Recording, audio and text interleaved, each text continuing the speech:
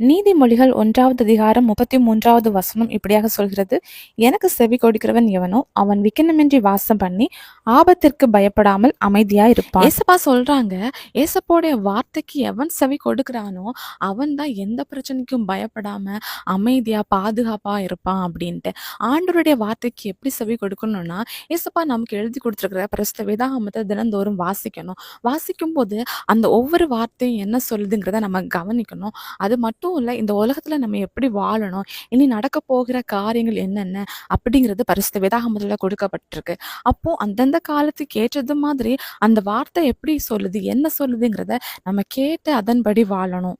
இப்போ நம்ம வாழ்ந்துட்டு வாரது கடைசி காலம். இந்த காலத்துல அநேக ஆபத்துகள் காணப்படுது.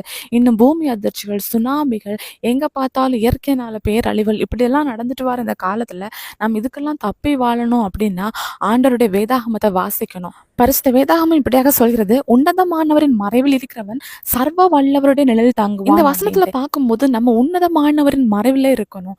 அப்பந்தான் நமக்கு பாதுகாப்பு. அந்த உன்னதமானவரின் மறைவில நம்ம இருக்கும்போது அவர் சொல்ற வார்த்தைக்கு நம்ம செவி கொடுப்போம். செவி கொடுத்து அவர் சொல்கிற வழிகள்லையும் அவர் காட்டுற நிழல்லையும் நம்ம இருக்கும்போது எந்த ஆபத்துக்கும் நம்ம பயப்பட வேண்டாம். இந்த கடைசி காலத்துல ஆண்டவரோடு நம்ம இணைந்து வாழும்போது தான் இனி வரும் காலங்களுக்கும் பிரச்சனைகளுக்கும் நம்ம பயப்படாம அமைதியா இருப்போம். ஆண்டவருடைய வார்த்தைக்கு உங்களுடைய செவியை சாய்ங்க. ஏசப்பா சொல்றதை கேட்டு அவர் வழிகளில் நடக்கும்போது உங்களுக்கும் உங்க குடும்பத்துக்கும் பாதுகாப்பு உண்டாகும். விசுவாசிங்க, அற்புதங்கள் எதிர்பாருங்க. இயேசு கிறிஸ்துவின் நாமத்தில் ஆமேன்.